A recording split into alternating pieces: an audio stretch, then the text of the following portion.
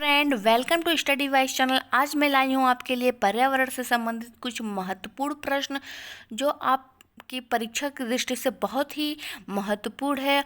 और ये प्रश्न एग्जाम में अक्सर करके पूछ लिए जाते हैं और इनके आने की संभावनाएं बनी रहती हैं। तो आप इस वीडियो को ज़रूर पूरा देखिएगा। बहुत ही महत्वपूर्ण प्रश्नों को कलेक्ट करके मैं लेके आई हूँ और ये आपके लिए वीडियो बहुत ही लाभकारी सिद्ध होगा। तो आप इस वीडियो को ज़रूर देखिएगा और यदि वीडियो और प्रश्न अच्छे लगे तो लाइक करना ना भूलिएगा और शेयर भी ज़रूर करिएगा ताकि इसका लाभ और लोग भी उठा सकें जिनको इसकी आवश्यकता है। और यदि मेरे चैनल पर नए आए हैं तो मेरे चैनल को सब्सक्राइब करना मत भूलिएगा, क्योंकि सब्सक्राइब करेंगे तो मेरे चैनल का नोटिफिकेशन, मेरी वीडियो का नोटिफिकेशन आप के पास सबसे पहले पहुंचेगा और आप मेरी वीडियो का लाभ उठा सकेंगे। तो चलिए शुरू करते हैं, देखते हैं प्रश्नों को। तो पहला प्रश्न है, राष्ट्रीय जैव विविधता प्राधिकरण की स्थापना 2003 में की गई थी। इसका अध्यक्ष कौन होता है? तो इसका अध्यक्ष प्रधानमंत्री होते हैं। तो ये भी याद रखिएगा कि राष्ट्रीय जैव विविधता प्राधिकरण की स्थापना 2003 में की गई थी। अगर ये पूछ ले कि कब की गई थी, तो 2003 में, और इसके अध्यक्ष प्रधानमंत्री होते हैं। तो यहाँ कुछ और इम्पोर्टेंट चीज जान लीजिए जो परीक्षा की दृष्टि से महत्वपूर्ण है। तो राष्ट्रीय जैव विविधता अधिनियम 2002 के तहत राष्ट्रीय जैव विविधता प्राधिकरण की स्थापना की गई और इसका मुख्यालय चेन्नई में है।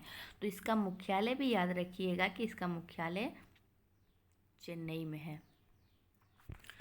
चलिए नेक्स्ट प्रश्न को देखते हैं। तो नेक्स्ट है कि स्वच्छ विकास तंत्र की अवधारणा की उत्पत्ति किससे हुई?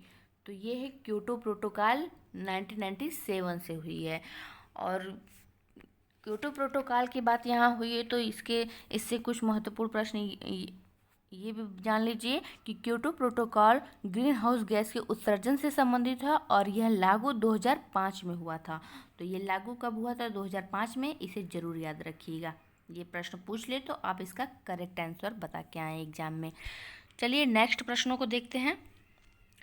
नेक्स्ट प्रश्न है कि कितने पीएच से कम होने पर अम्लीय वर्षा कहलाती है? तो 4 पीएच से कम होगा तो वो अम्लीय वर्षा कहलाएगी। नेक्स्ट प्रश्न है कि ध्वनि की आवृत्ति मापने की इकाई हर्ट्ज है, जबकि ध्वनि की तीव्रता मापने की इकाई डेसिबल है। तो इस प्रश्न को जरूर ध्यान से देखिएगा और वीडियो को 3-4 बार आप देखेंगे तो वैसे भी आपको कई चीज़ें देखते देखते ही 2-3 चीज़ें याद हो जाएंगी। तो आप वीडियो को अंत तक जरूर देखिएगा। तो ध्वनि की आवृत्ति मापने के लिए हर्ट्ज है और ध्वनि की तीव्रता मापने की इकाई डेसिबल है। नेक्स्ट प्रश्न है, ग्रीन मफलर का अर्थ है सड़क के किनारे वृक्षों को लगाना जो कि ध्वनि की तीव्रता को कम कर देते हैं। तो ग्रीन मफलर ध्वनि प्रदूषण से संबंधित है।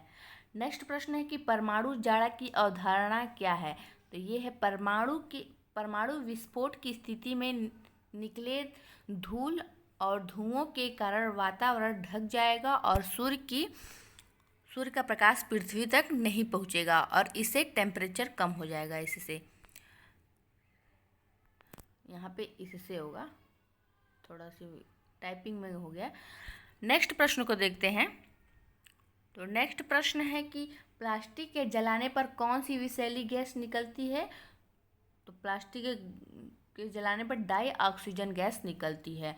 तो यहाँ पे ये महत्वपूर्ण चीज़ और भी जान लीजिए कि प्लास्टिक की खोज किसने की? तो प्लास्टिक की खोज अलेक्जेंडर पार्क्स ने की थी। तो ये याद रखिएगा कि प्लास्टिक की खोज किसने की थी और इसे जलाने से कौन सी गैस निकलती है? Die oxygen gas. नेक्स्ट प्रश्न आगे बढ़ते हैं।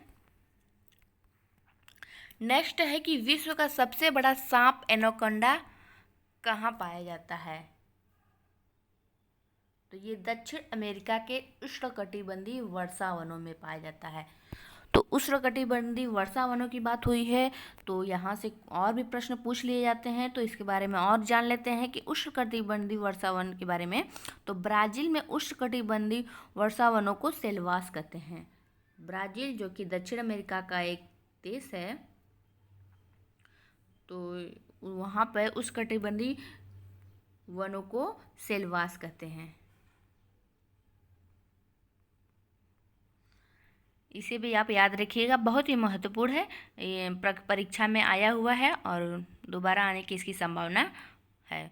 तो चलिए प्रश्न को और नेक्स्ट प्रश्न को देखते हैं। नेक्स्ट प्रश्न है कि भारतीय वन अधिनियम 1927 में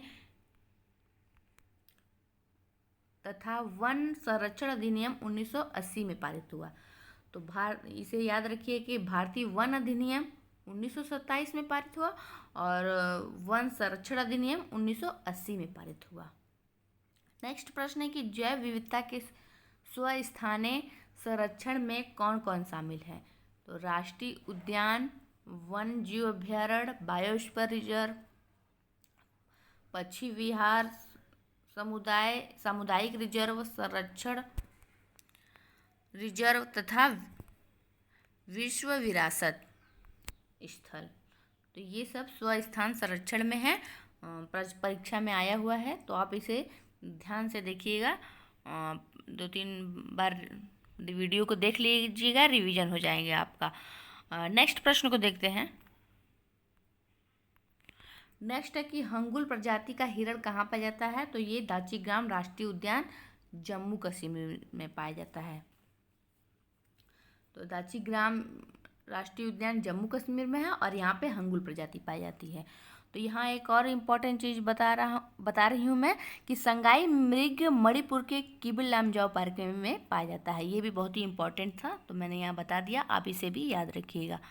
नेक्स्ट प्रश्न है कि अरोरा बोरियोलिस तथा अरोरा ऑस्ट्रेलियस जैसी घटनाएं किस मंडल में घटित होती है। तो ये आयन मंडल में घटित होती हैं। बहुत ही इम्पॉर्टेंट प्रश्न। नेक्स्ट प्रश्न देखते हैं। नेक्स्ट है सेराडो उष्णकटिबंधीय घास के मैदान किस देश में पाए जाते हैं। तो ये ब्राज़ील में पाए जाते हैं।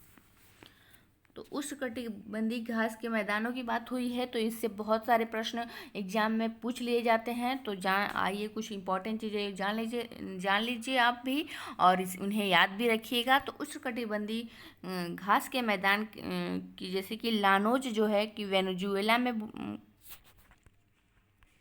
तो लानोज उष्णकटिबंधीय घास के मैदान जो कि लानोज में वेनेजुएला में कहते हैं लानोज को, और पार्क लैंड दक्षिण अफ्रीका में बोलते हैं और ब्राज़ील में कंपोज बोलते हैं उष्णकटिबंधीय घास के मैदानों को।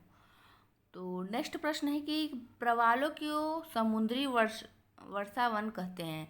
इनकी 10 लाख से ज़्यादा प्रजातियां पाई जाती हैं।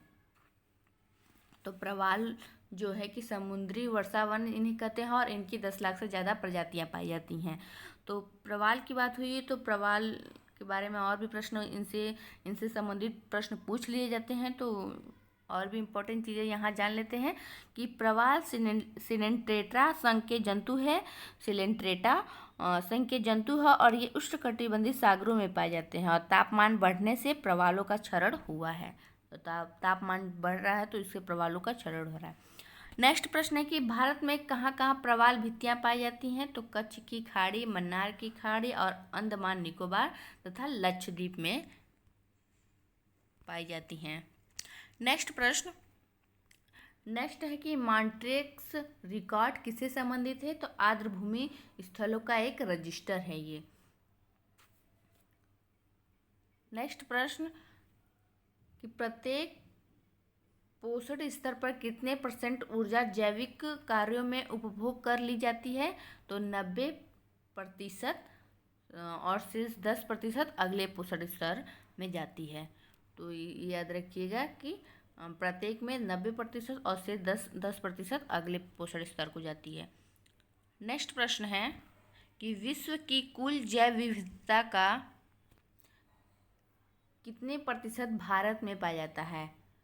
तो ये 7 से 8% जैव विविधता भारत में पाई जाती है। नेक्स्ट प्रश्न नेक्स्ट है कि विश्व में कुल कितने होप स्पॉट हैं। तो 50 हैं। तो विश्व में 50 होप स्पॉट है और होप स्पॉट किसे कहते हैं या क्या होते हैं ये जान लेते हैं कि होप स्पॉट ऐसा सागरीय क्षेत्र जो जैव विविधता की दृष्टि से संतुलित हो। अब भारत में दो होप स्पॉट हैं, लक्षद्वीप तथा अंडमान निकोबार। और होप स्पॉट की अवधारणा सिल्विया अर्ल ने दी। तो ये भी जान जाइए कि सिल्विया अर्ल ने होप स्पॉट की अवधारणा दी। और भारत में दो होप स्पॉट हैं, लक्षद्वीप और अंडमान निकोबार। नेक्स्ट प्रश्न है कि भारत में उड़न छिपकली ड्रैको, जिसे ड्रैको कहते हैं, तथा सिंह पुच्छी बंदर कहाँ पाए जाते हैं? तो ये पश्चिमी घाट में पाए जाते हैं। तो ये मेरे कुछ टॉप प्रश्न थे पर्यावरण से संबंधित। बहुत ही अच्छे प्रश्न, सभी महत्वपूर्ण प्रश्न थे। आप यदि वीडियो के ये प्रश्न आपको अच्छे लगे तो मेरी वीडियो को लाइक करना मत भूलिएगा और शेयर ज़रूर करिएगा ताकि इसका लाभ और लोग भी उठा सके। तो चलिए, वीडियो देखने के लिए धन्यवाद। मिलते हैं नेक्स्ट वीडियो में।